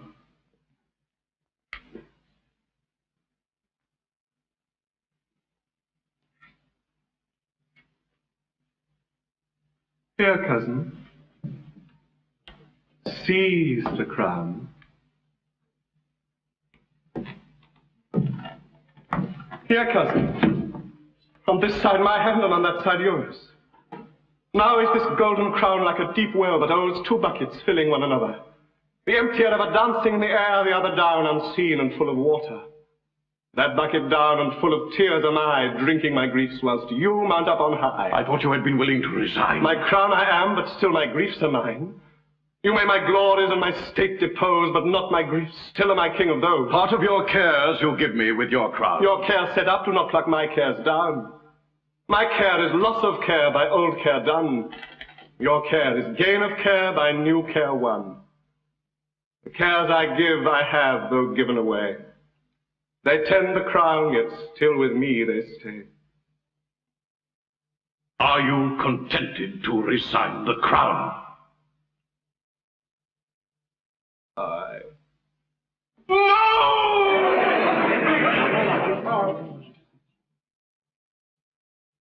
No, I. For I must no thing be.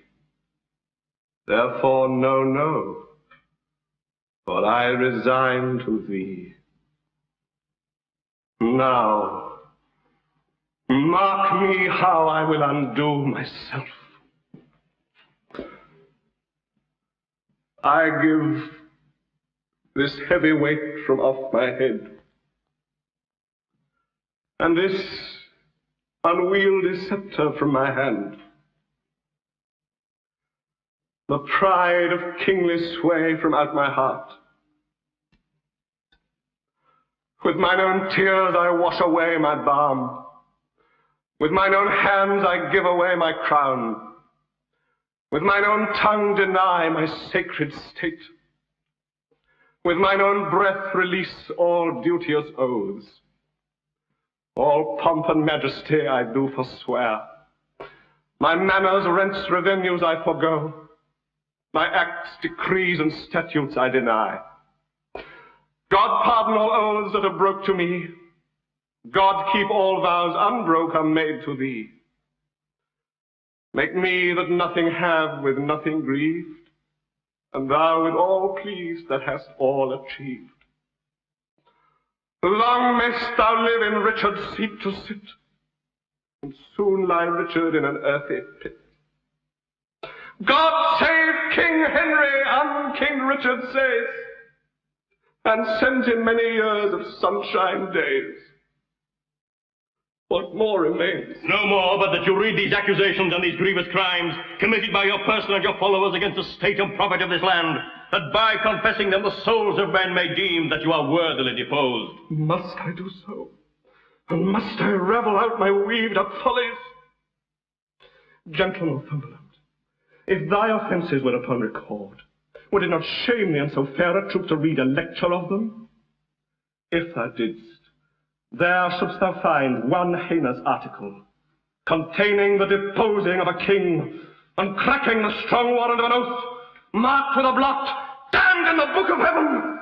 Nay, all of you that stand and look upon while with my wretchedness doth bake myself, though some of you with Pilate wash your hands, showing an outward pity, yet you, Pilates, have here delivered me to my sour cross, and water cannot wash away your sin. My lord, dispatch, read all this out. Thine eyes are full of tears I cannot see.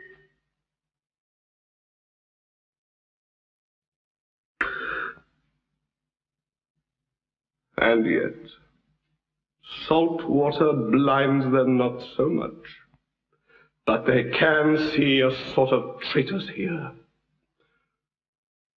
Nay, if I turn mine eyes upon myself, I find myself a traitor with the rest.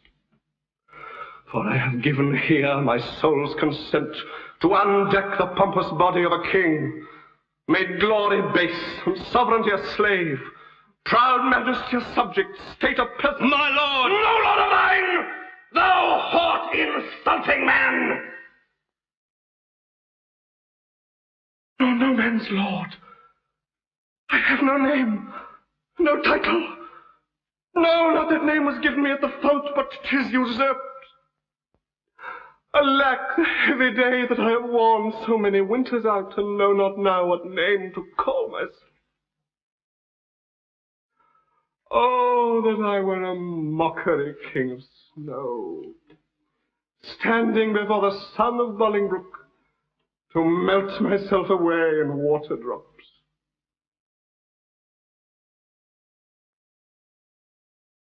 Good king, great king, and yet not greatly good. And if my word be sterling yet in England, let it command a mirror hither straight, that it may show me what a face I have, since it is bankrupt of his majesty. Go, one of you, and fetch a looking-glass. Read all this paper while the glass doth come. See thou torments me, and I come to hell! Urge it no more, my lord Northumberland. The Commons will not then be satisfied. They shall be satisfied. I'll read therein when I do see the very book where all my sins are writ, and that's myself. Give me the glass, and therein will I read.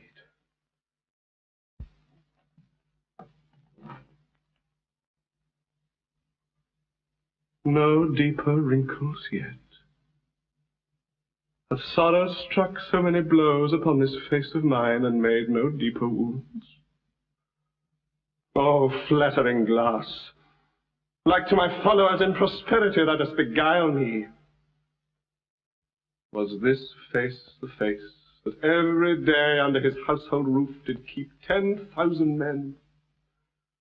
Was this the face that like the sun did make beholders wink? Was this the face that faced so many follies, and was at last outfaced by Bolingbroke? Her brittle glory shineth in this face, as brittle as the glory is the face, for there it lies cracked in 1,000 shivers. Mark, silent king, the moral of this sport, how soon my sorrow has destroyed my face. The shadow of your sorrow hath destroyed the shadow of your face.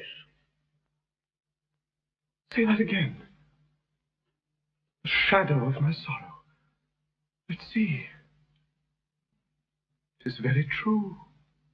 My grief lies all within, and these external manners of laments are merely shadows to the unseen grief that swells in silence in the tortured soul. There lies the substance. And I thank thee, King, for thy great bounty, that not only gives me cause to wail, but teaches me the way how to lament the cause. I'll beg one boon, and then be gone and trouble you no more. Shall I obtain it? Name it, fair cousin. Fair cousin? I am greater than a king, for when I was a king, my flatterers were then but subjects. Being now a subject, I have a king here to my flatterer. Being so great, I have no need to beg. Yet ask. And shall I have? You shall.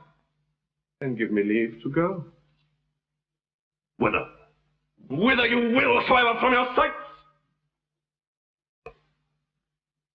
Go, some of you, convey him to the tower. Oh, good. Convey. Conveyors are you all, that rise thus nimbly by a true king's fall.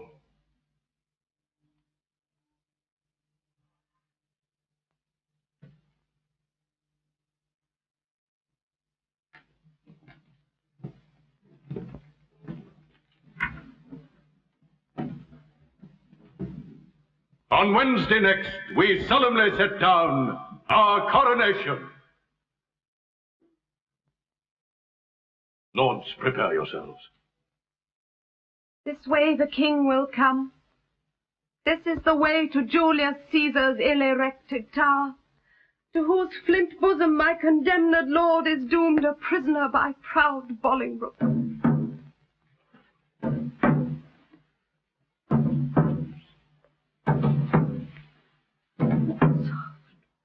See, or rather do not see my fair rose wither. Yet look up, behold that you in pity may dissolve to dew, and wash him fresh again with true love's tears.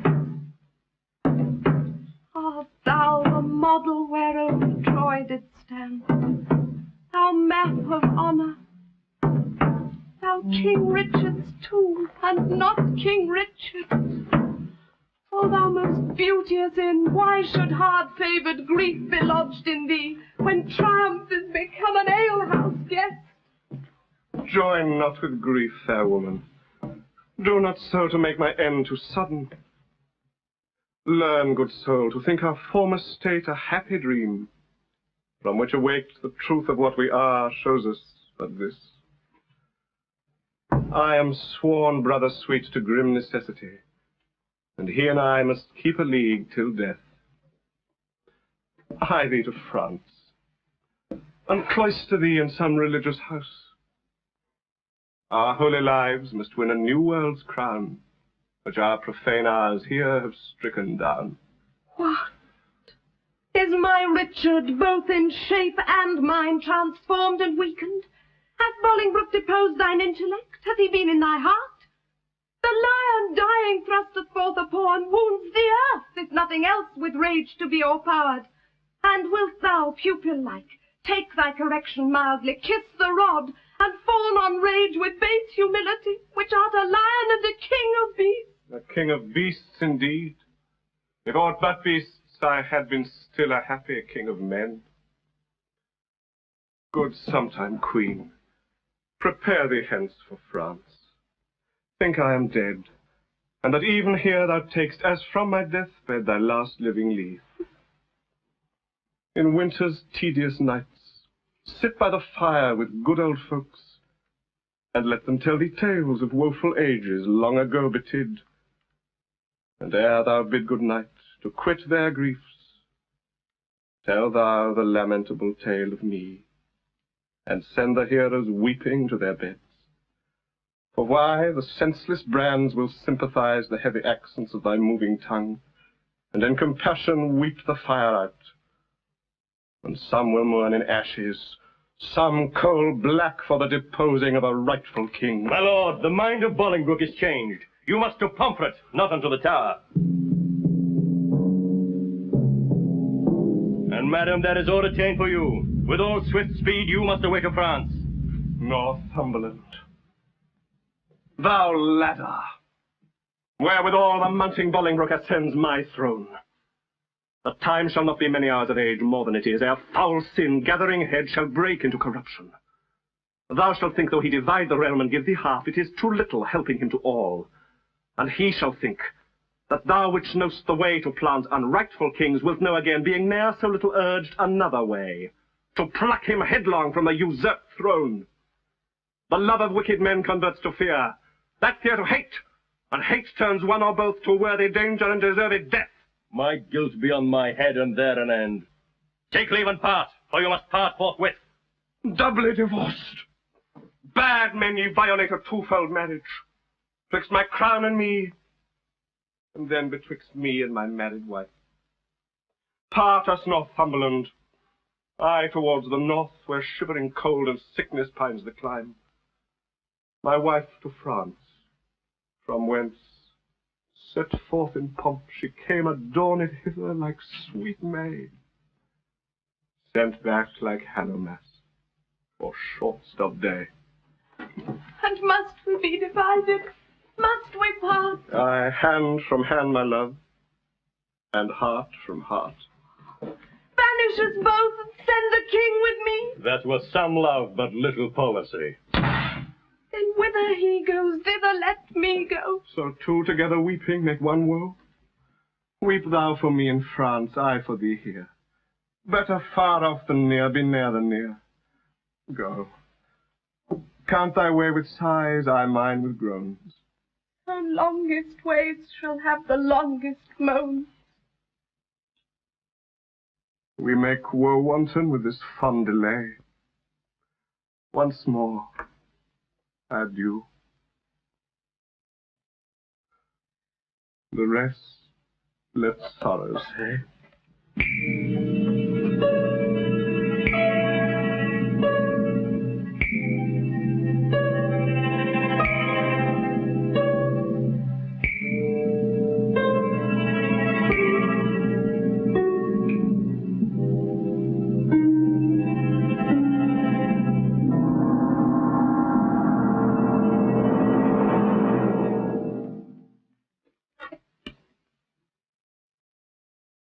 My lord, you told me you would tell the rest when weeping made you break the story off of our two cousins coming into London. Where did I leave? At that sad stop, my lord, where rude, misgoverned hands from window tops threw dust and rubbish on King Richard's head.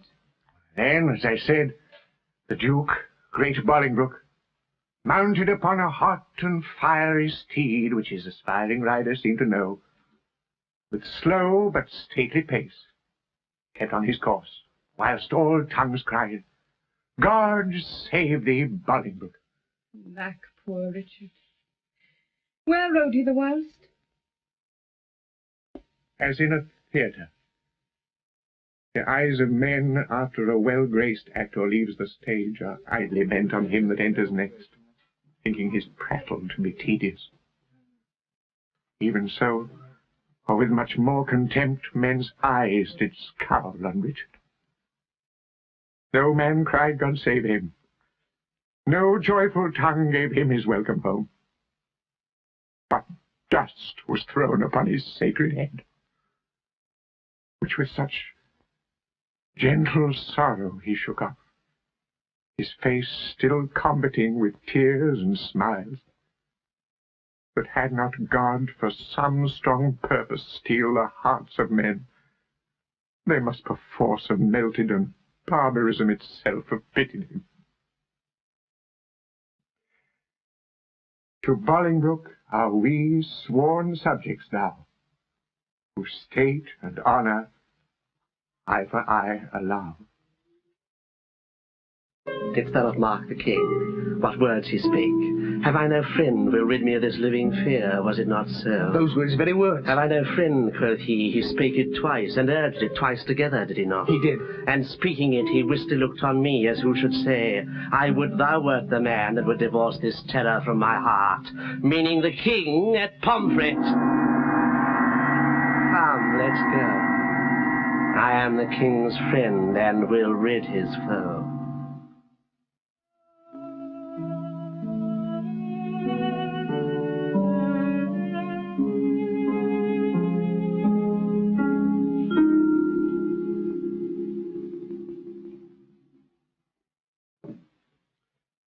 I have been studying how I may compare this prison where I live unto the world.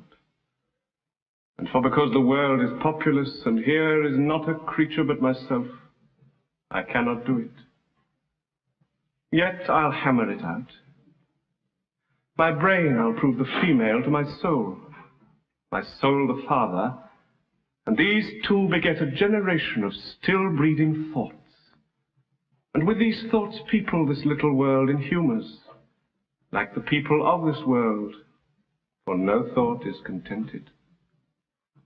The better sort is thought of things divine, not intermixed with scruples, and to set the faith itself against the faith, as thus, come little ones, and then again it is as hard to come as for a camel to thread the postern of a needle's eye. Thoughts tending to ambition, they do plot unlikely wonders, how these vain weak nails may tear a passage through the flinty ribs of this hard world, my ragged prison walls, and for they cannot die in their own pride.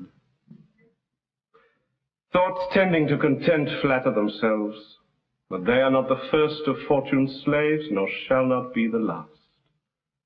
Like silly beggars that sitting in the stocks refuge their shame that many have and others must sit there.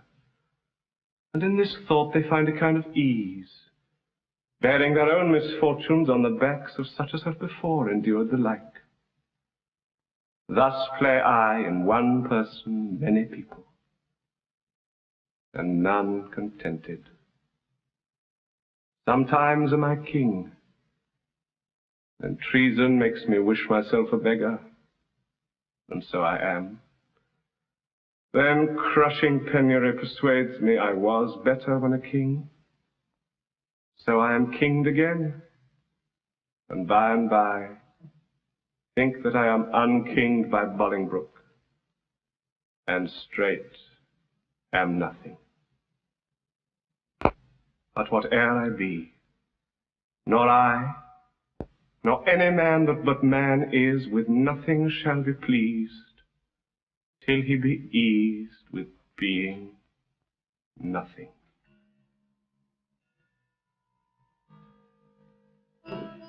Music do I hear?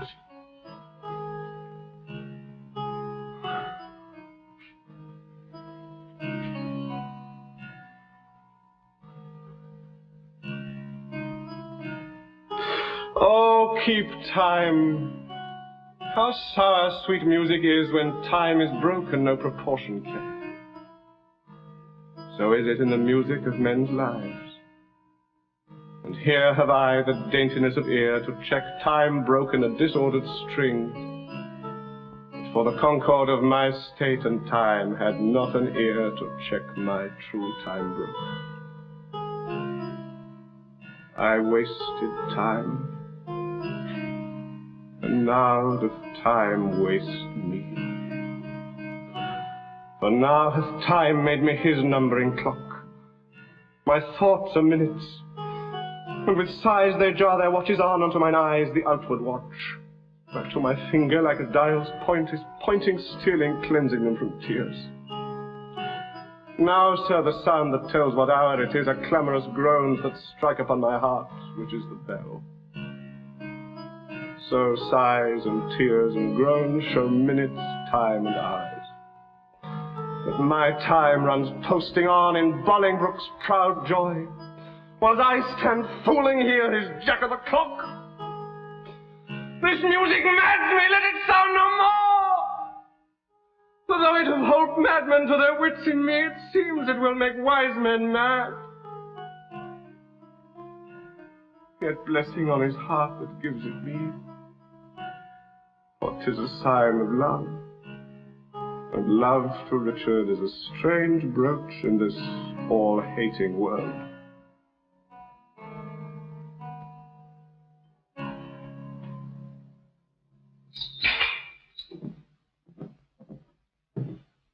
Hail, Royal Prince!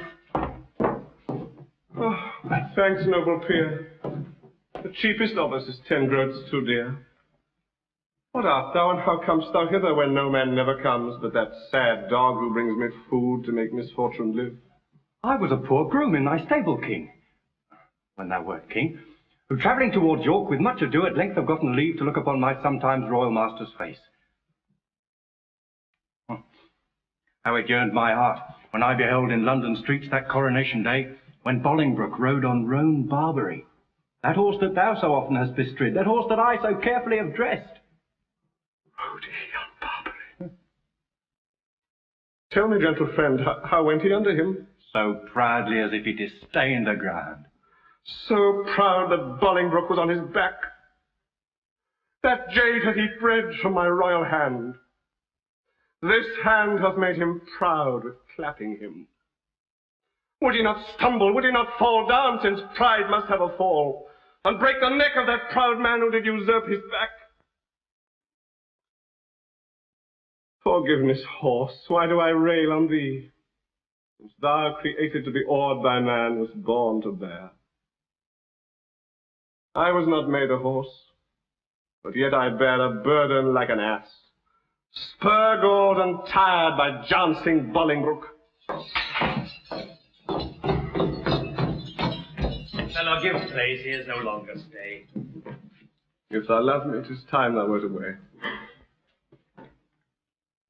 My tongue dares not, that my heart shall say.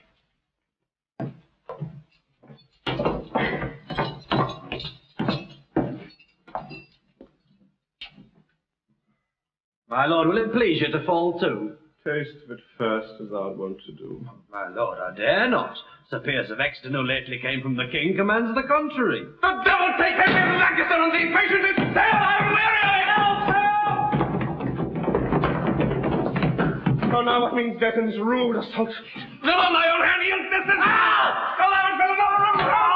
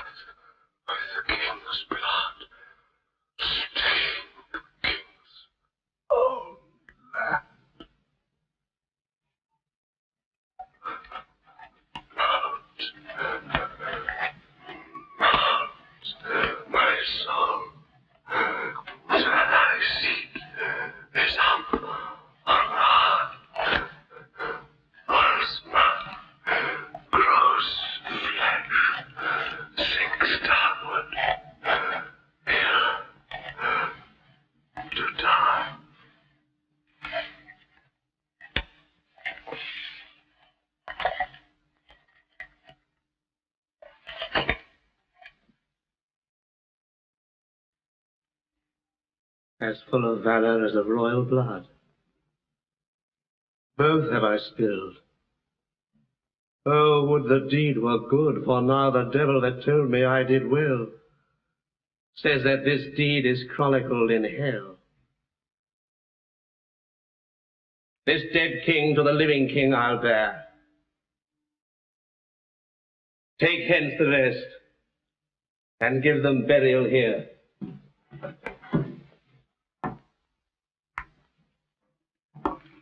Can no man tell me of my unthrifty son?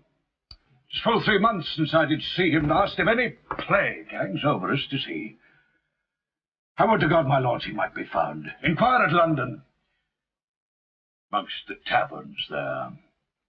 For there they say he daily doth frequent with unrestrained loose companions, even such they say as stand in narrow lanes and beat our watch and rob our passengers. My lord, some 2 days since I saw the prince and told him of those triumphs held at Oxford. And what said the gallant? Well, his answer was, he went unto the stews and from the commonest creature pluck a glove, and wear it as a favour, and with that he would unhorse the lustiest challenger.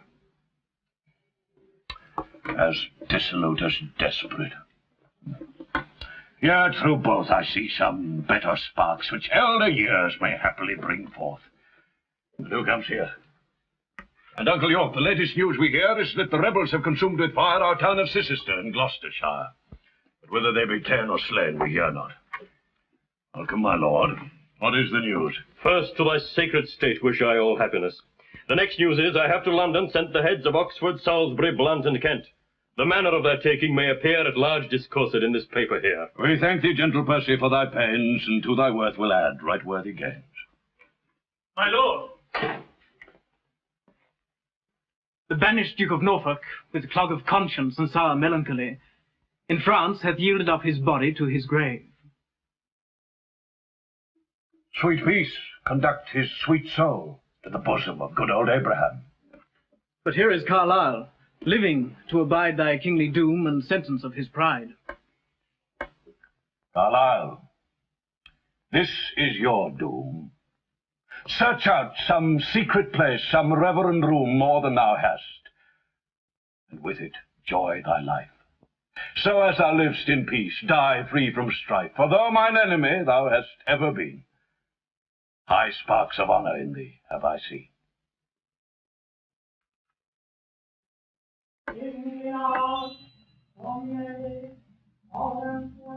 Great King!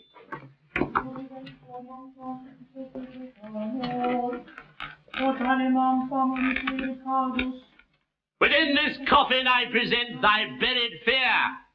Herein, all breathless, lies the mightiest of thy greatest enemies, Richard of Bordeaux, by me hither brought. Exton, I thank thee not, for thou hast wrought a deed of slander with thy fatal hand upon my head and all this famous land. From your own mouth, my lord, did I this deed. They love not poison that do poison need, nor do I thee. I did wish him dead. I hate the murderer. Love him murdered. The guilt of conscience take thou for thy favour, but neither my good word nor princely favour. With Cain go wander thorough shades of night, but never show your head by day nor light. O lords, I do protest my soul is full of woe, that blood should sprinkle me to make me grow. Come mourn with me for that I do lament, and put on sullen black incontinent. I'll make a voyage to the Holy Land to wash this blood off from my guilty hand. Much sadly after grace my mournings here, in weeping after this untimely bier.